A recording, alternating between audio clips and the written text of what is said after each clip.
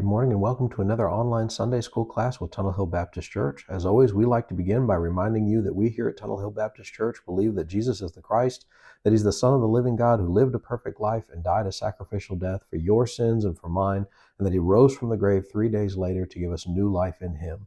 If you'd like more information about what it means to make Jesus Christ your Lord and Savior, we would invite you to follow the link in the description. This will take you to a full gospel presentation. And it will also tell you how to respond to the gospel and how to connect with Tunnel Hill Baptist Church.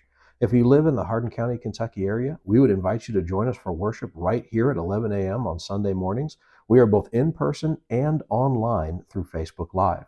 As we continue in our study of the book of Exodus, we're going to touch on Leviticus today, and we are in session 8, which is titled Protection. And we're going to be looking at Exodus chapter 22, verses 21 through 27, as well as Leviticus 19, verses 9 through 10. So again, this is session 8, which is titled Protection, looking at Exodus 22, verses 21 through 27, as well as Leviticus 19, verses 9 through 10. And I want you to think for just a moment and try to think about what are some of those first words that a baby might say. If you've had kids yourself, maybe you remember what your kids' first words were, and kind of sometimes it's the obvious ones are usually mama or dada. Sometimes they're different ones. I've heard stories where kids' first words have been something completely different and quite funny. So if you have one of those stories, I'd love to hear about it. But we also kind of know that it doesn't take a whole lot of time for those first words to go to more words. And one of those first couple of words that kids seem to learn is one, no, and the second one is mine. There's just this something about, human nature and really our fallen sinful nature that it doesn't take too much time for us to realize that we have a natural inclination to kind of want to keep what's ours and to kind of maybe even, I think it might be a stretch to say the word selfish, but learn to kind of covet with or kind of hold on to what we have and not want to be generous and not want to be sharing. I have a very clear memory several years ago, my youngest son kind of had an obsession with suckers. He loved suckers. He loved candy, that kind of candy. And almost every time you saw him, he would have a sucker in his mouth because he loved them. And if he could find one, he'd get it. And it was, and I'll be honest, it was a great way to keep him quiet. And one time I was messing with him. I was playing with my son and I kind of said, "Can you give me a taste of your sucker?" And he immediately took the sucker and kind of pulled it away from me and kind of did one of these like, "No, you can't, absolutely not." And we were joking about it. And so a couple ladies from our church were there at the same time. And I said, "Watch this." And I said, "Hey," and I told my son, "Would you give one of the ladies a taste of your sucker?" And he just looked at her and just popped it out and handed it to her. And just, for dad, no, you don't need one. You can, you can get your own suckers. But when it came to someone else, when it came to one of the ladies in our church, he was much more eager to be generous. The book asks the question in this way: why do you think selfishness, or kind of wanting to keep what's ours, selfishness is the default response for a lot of people, children and adults? Why is it easy? Why is it kind of the default response for us to do this and to say, "No, it's mine," and not want to do that? And what emotions arise when you see generosity? So kind of in that example with my son, why do you think that when I ask for, his candy, he immediately wants to pull it back and say, "No, it's mine"? But then again, what kind of emotions come out when you see that same kid respond with generosity to someone else?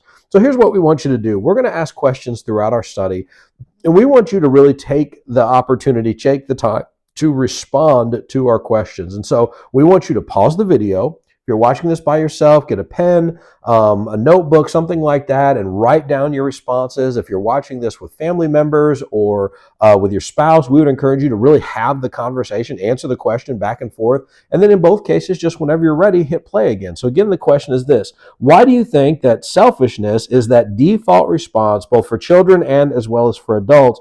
But then by contrast, what emotions arise when you see generosity? Go ahead and pause the video, answer those questions, and then hit play again, and we'll keep going in our study.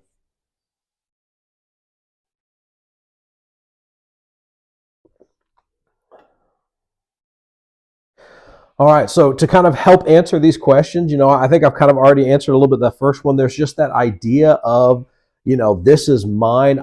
Sometimes we even kind of say like, I've earned this. This is mine. I've taken possession of this. Why would I give you what I have, sometimes earned or what I have received? I think that's one reason. We might have that mentality of, if you want one, get your own. Why, and that kind of thing. But then by response, when you see people being authentically generous and wanting to have those, to give and to share, often I think that inspires us to be generous also. I think that's one result of seeing other people generous. And two, I think it gives us a good feeling. We recognize that generosity really is a good thing. I think it's very rare in human nature for someone to look at someone being generous and do so in a way of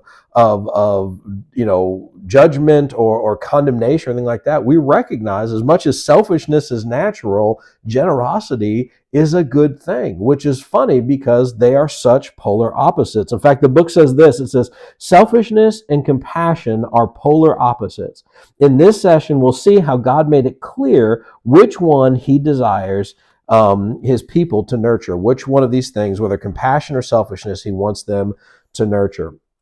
As we dive into our study today, we're going to be looking at Exodus 22, starting in verse 21, and we're going to begin by reading through to verse 24. And as we kind of get through all of this, there's something I want you to understand as kind of a theme of our text today, and that is this: that God has created all things, all life, from conception to the grave, and that they all reflect the character of God, and therefore they all need defending, and that as we look at God and look at his character, we will recognize that he is defending the defenseless in every stage of life. And this concludes from conception all the way to breathing our final breath. And so we're going to see some of that, and I want us to think in those categories today as we begin. So we're going to start off by reading verses 21 through 24. And as we do so, I want you to kind of identify the vulnerable groups in this passage. So again, Exodus chapter 22, verses 21 through 24, and it says this. It says, "You must not exploit a resident alien or oppress him, since you were resident aliens in the land of Egypt. You must not mistreat any widow or a fatherless child, for if you mistreat them, they will no doubt cry out to me, and I will certainly hear their cry. My anger will burn, and I will kill you with the sword. Then your wives will be widows, and your children fatherless." Okay, so let's look at this. We definitely have a couple of groups here that we would probably consider vulnerable groups. In fact, we have three that I think are present here. The first of which is the resident alien. And the idea here is this is someone living among you that is not part of the nation of Israel. Someone that has moved in there for one reason or another. Believe it or not, even as they are going into the promised land, there are already kind of people that are not from Israel, that are not Hebrew, that are among them. We're going to see as soon as they go into the land, that is also going to be true. When we think about, I think it's Tamar that is going to be the one that the woman that hides them and that kind of helps them or gets protected in the fall of Jericho. There's going to be almost immediately, there are going to be resident aliens, there are going to be outsiders among them that are going to be living among them. And in a lot of ways, they're kind of at a disadvantage because they're not part of the family. Some of the laws and some of the rules and some of the things that are even being established in this covenant don't apply to them. And so that puts them sometimes in kind of a way of a disadvantage. And God is saying, listen, you were at one point a resident alien. You were at one point living in a land that didn't belong to you, and you saw what oppression was like. Therefore, when you are in your land, the land that I'm giving you, and someone comes to live with you in the land that does not belong to them, that they are in there with you, do not treat them the same way. And so we can see kind of the disadvantage there. But then he gives another group, which is the widows. And a lot of times we'll hear it translated orphans. The way that the Christian Standard Bible chooses to translate it is fatherless children, which I think is a pretty accurate understanding of what's being said here. And he's saying, listen, these two also understand that a lot of ideas of property ownership and all that stuff passed down from man to man, from father to son. And so when you found yourself in a situation where you had either a widow, a woman without without a husband, without that type of situation, or a son who didn't have a father for maybe because of war or different things, that put them automatically at this huge disadvantage. And they definitely had laws and they had things kind of in place for what happens when a man who has a wife and children dies unexpectedly. How does that excuse me, how does that legacy continue? Those questions are there and they're answered in scripture, very different than we would probably address them now. But one of the reasons for that is the widow and the orphan, the fatherless child, would be automatically at a legal disadvantage. They couldn't own the land, they couldn't own property, they weren't considered an adult or anything like that. And so because of that, they were in trouble. They were legally in trouble. When it came to provision, they were in trouble. And so we have these very, very vulnerable people that it would be extremely easy to take advantage of. Now let's transport this to the 21st century and let's ask this question. The book asks this question. It is, who are the most vulnerable people in our culture? When we think about the way things are going right now, and just the way our culture presents itself, we may still look at widows and orphans as being those people. But who else? Who are the people that we would consider the most vulnerable in our culture today? And with that, how can we protect those individuals? Why don't you take a couple minutes, pause the video, answer those two questions, and then we'll keep going in our study.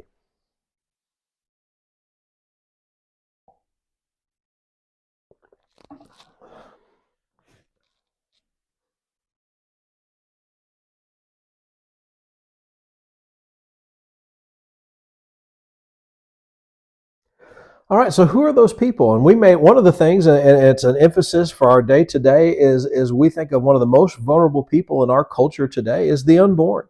It's those that are in the womb, that are unplanned pregnancies, especially those that may fall victim to something like an abortion.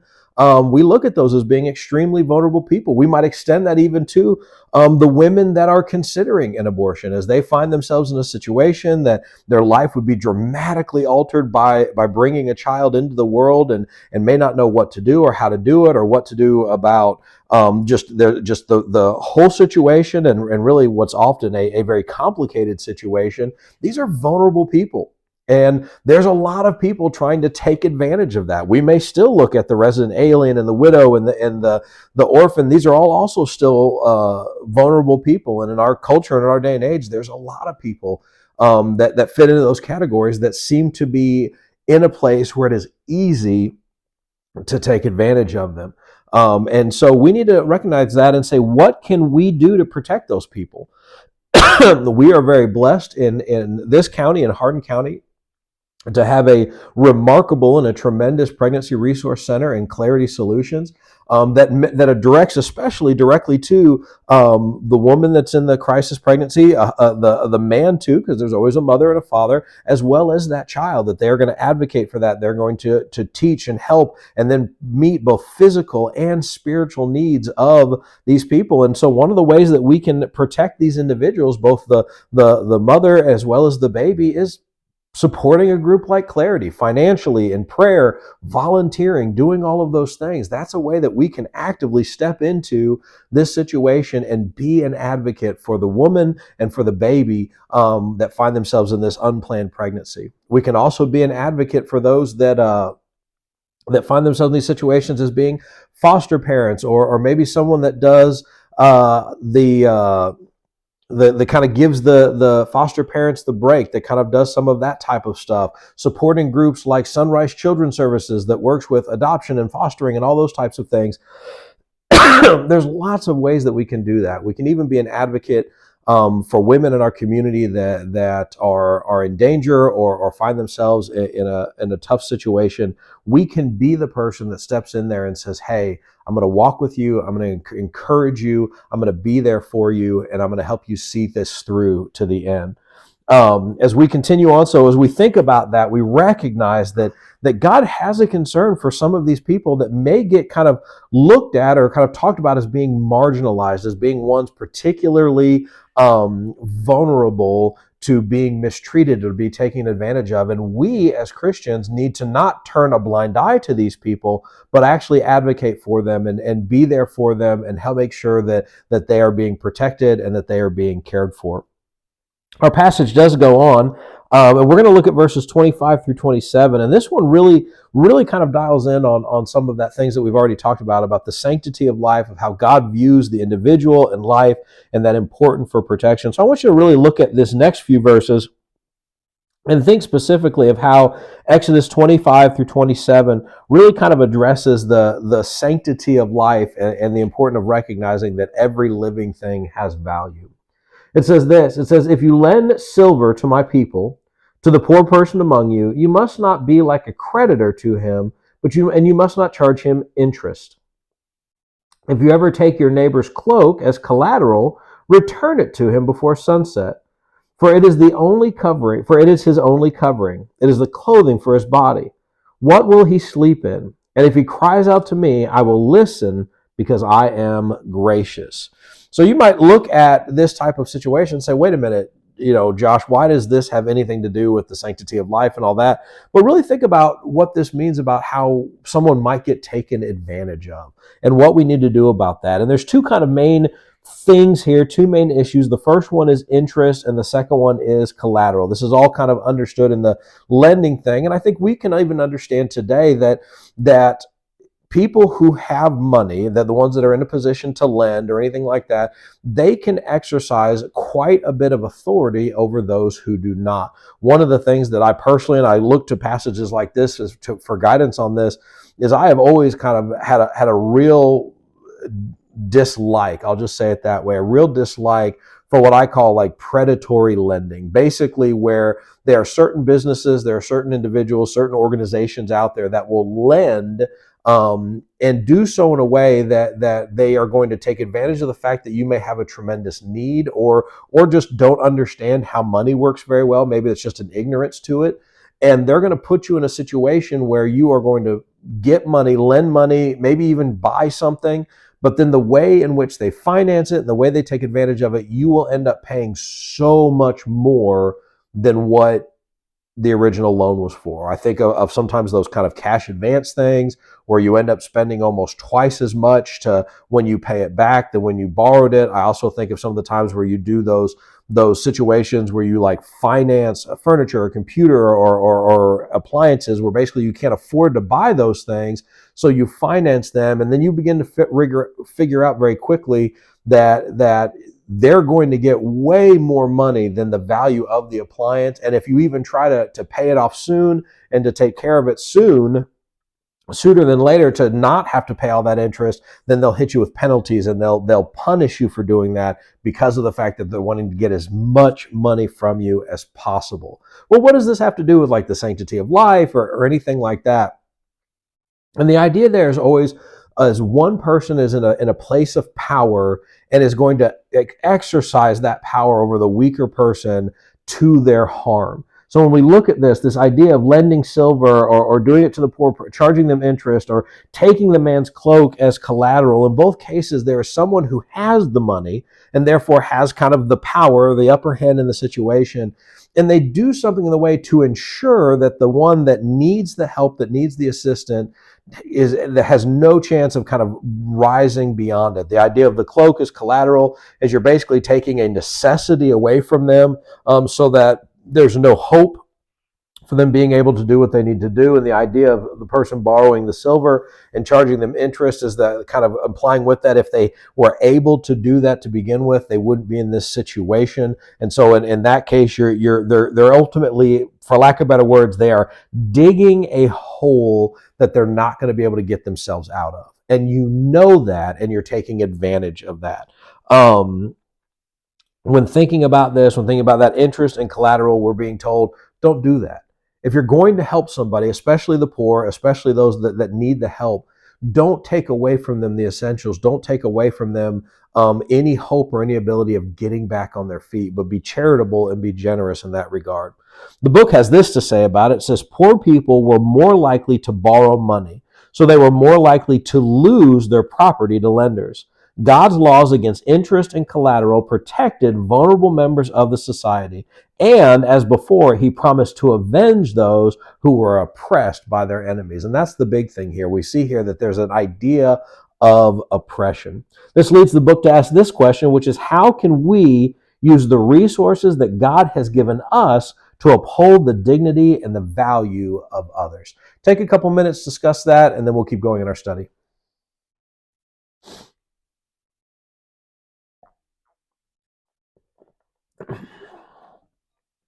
All right, so how can we use our resources? Well, I think there's a lot of things that we do. I think there's a lot of people within the church that are good at managing their money, and I think they need to mentor and they need to share that ability with other people and show them how to do that stuff. I think there's a lot of ways that we can give, especially as we kind of work through different charitable organizations, whether it's something like Clarity and donating money to Clarity, or maybe some of our other groups, Helping Hand of Hope or something like that, and really kind of use our resources, what we have, and then kind of use these as a way to get people where they can begin to take care of themselves. I think it's important for us to not just give people things and lead them to a place where they're kind of dependent and they're relying on us to just give them stuff. But I think there's a lot of ways we can take our resources, our things, both our knowledge, our time, and our wealth, if you will, to really help people get to a place where they've got their feet underneath them, they're working, and they're able to start getting better and getting better. When we think about the dignity aspect of it, one of my favorite examples of this that we've seen is we've participated in years past working with Helping Hand of Hope to do what's called an affordable Christmas. And we basically put on a store for individuals to help Christmas shop for their kids who probably wouldn't be able to go out and just go to any old store and just buy what they want to buy. But through this kind of endeavor, it's not them just letting someone else buy their kids' toys and having no idea if they're good or bad or whatnot, but they actually get to come in and they get to use their own money. They get to pick out their own toys. They get to go through the whole process, and they're the ones still giving the gift. They still did the shopping. They still gives the gifts. They still, they know what's in all those presents on Christmas morning or however they do it. They get to do that. And there's some dignity to it. Like, it's still their money. They still paid for it, even though that was done through kind of this assistance, and they get to be a part of the process. When you think about a lot of different organizations and through the years, there's a lot of times where people just come in, we're going to give you all this stuff and all that, and it takes away their dignity of being able to earn it themselves, being able to pick it out themselves, being able to do all that stuff.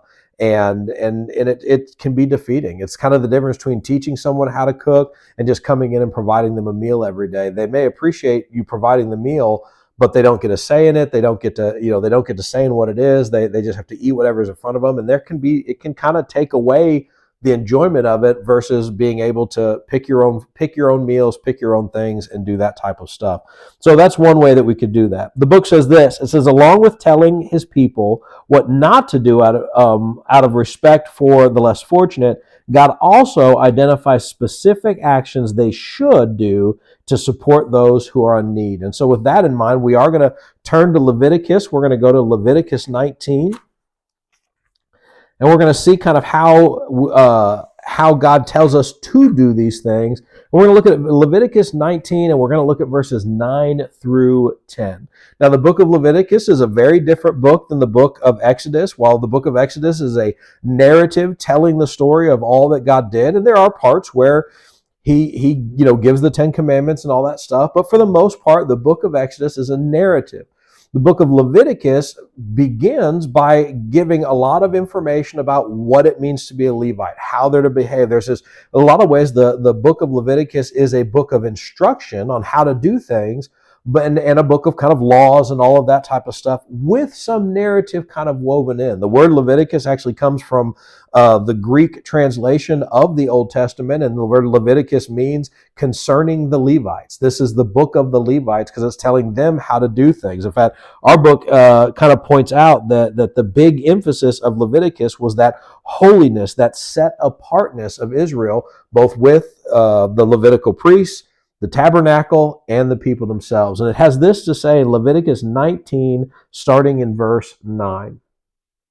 So Leviticus 19:9 says this. It says, when you reap the harvest of your land, You are not to reap to the very edge of the field, or gather the gleanings of your harvest. Do not strip your vineyard bare, or gather the fallen grapes. Leave them for the poor and the resident alien. I am the Lord your God. So when we look at this, we get to see kind of how God is telling them, this is how you're going to take care of other people. This is how you're going to work with other people, and how you're going to help the less fortunate. Notice it's for the widow, the orphan, and for the resident alien. And I love kind of the instruction here, which is, so you've got a field. Don't try to make sure that you harvest every head of grain. Leave some behind. Do so intentionally so that those who are willing to go out into your field and to get what you've dropped, to hit the corners, to hit the other spots, do that so that they're taken care of. In fact, the book actually leads us to ask this question. It says, when have you provided a meal or something similar for a person in need, and what motivated your decision? Why don't you take a couple minutes to discuss that? That's a great one to talk about yourself. If you're watching this with someone else, you may not want to share, but especially if you're watching with your kids, this is a great example to show them how you have put the scriptures to practice. So go ahead and take a couple minutes, answer this question. When have you provided a meal or something similar for a person in need, and what motivated that decision? Take a couple minutes to discuss that, and then we'll start to wrap up our study.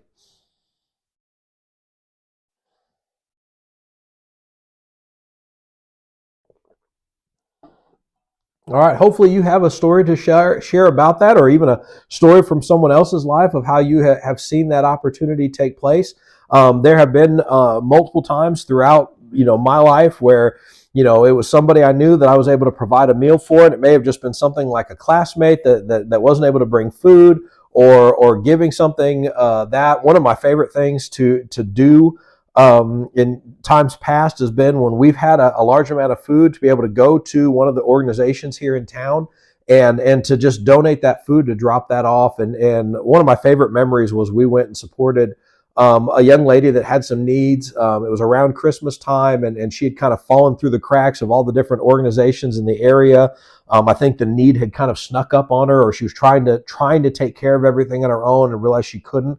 And we were able to just show up at her house, and we had the stuff that she needed to have a few meals and presents and all that stuff, and just getting to kind of come in and say, hey, we're not making a big deal out of this. We're not promoting this or doing all that stuff, but we've got some stuff for you. And just getting to hand them that groceries and that. And it just makes such a difference. It's just such a wonderful thing.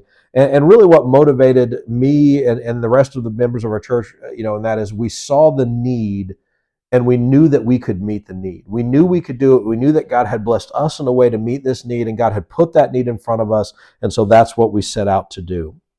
And that's exactly what we're seeing in this passage, or being encouraged in this passage. Those who had the land, had the money, had the ability to harvest what they needed, and continue to have a good harvest, have enough to eat, to enough to hold back, to plant again, all of those good things. And because of that, God says, listen, leave the corners. When you drop something, don't go back and get it. That's the difference between harvesting and gleaning. Gleaning is when you're kind of going back through and making sure you didn't miss anything. Do all those things. Let someone else do that. Because they would go through and they would literally have these giant bags, and they'd be going through in the harvest, and they would be cutting, either cutting it down or pecking the heads off the grain as they went. And they had these big bags that they would put it in, and they would kind of scoop it all up and tie it into bundles, especially with the wheat. That was really pretty interesting. They would tie them up, and then when they would get them in, they would beat them on the ground, and that would release all of the wheat kernels. And then they did all this other stuff we won't get into. But as you're doing that, you're inherently going to leave stuff behind.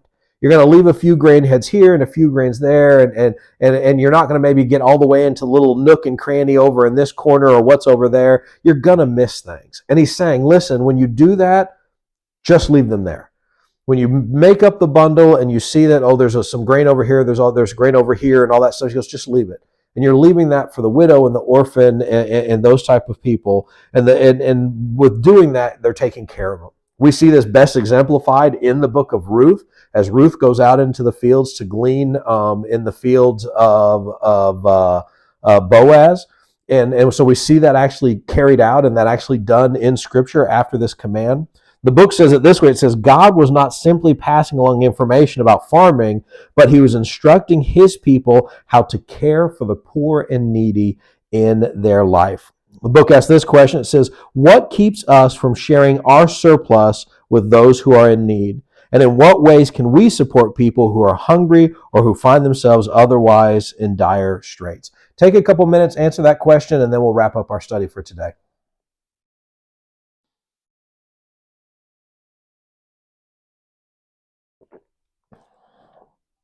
All right, so what does keep us from sharing today? And I'm just thinking off the fly here, but one of the first things that kind of popped into my mind is I think sometimes we're scared to be generous or to share our surplus because we don't know if there's not a rainy day in the future for us where we're going to need that. I think sometimes, at least for me, maybe speaking here, there are times where I fail to be generous because I don't know when I'm going to be in trouble. And I want to make sure I have that saved away, those extras, that surplus in case for my rainy day or for when I'm in dire straits. I have to be honest, that's something. I think a lot of people may judge, well, you're in that position because of your own actions, your own things, and why would I help you when you've put yourself in that? You're just going to waste that too. We never know. But I think for me, a lot of times there's that concern, like, well, what if tomorrow something happens and I lose my job or something like that? And so it's hard for me to be generous because I'm afraid that if I'm generous, that I'm not going to be prepared for what might come down the road. Then with the follow-up question, what are ways we can support those who are hungry and in need? Lots of things you can do. Obviously, we have several food banks in the area that could use that support. Again, we've mentioned Clarity Solutions, Helping Hand of Hope. There's a lot of great organizations in our area. Our church tries to do certain things. We give to the Global Relief Fund about once a quarter with our Children's March Against Hunger in a lot of different ways. But I would just encourage you in any way that maybe you can think of to do those things, to take action, to be that person that does something, and especially if you think and you discover a new way that we as a church, as the people of God, can meet the needs of those who are less fortunate or those who are in dire straits, that you should do that. And I think you should bring that to the church and say, hey, I see a ministry here, I see a need here that we can meet, and that's exactly what we should do. The book closes by saying this. It says, God called the Israelites to show their love for him and others. God's people must have the same concern, including caring for vulnerable people around us. And so as we close out our time today, I want to challenge you today. How are you caring for the vulnerable and the less fortunate or those that are vulnerable people in our world today? How are you already doing that? I bet you are. Maybe you're supporting Clarity. Maybe you're supporting Helping Hand. Maybe you're one of those people that when you see someone in need at the store, you're quick to kind of, give them money or do something for them. Maybe if there's a need in our church, you are the one behind the scene doing that. But also, what are maybe some needs that you see that aren't getting met? And then I would encourage you to prayerfully consider how you might meet those needs or how you might be an advocate for the vulnerable even today. So close out your time talking about, writing down some things that maybe you are doing or some areas that you see that we could be there for and be an advocate for the vulnerable. And then I want to encourage you to close your time in prayer, asking God to open up your eyes and open up your heart to the vulnerable and the less fortunate in our area and beyond, and how you might be the one to minister to them and to be their advocate.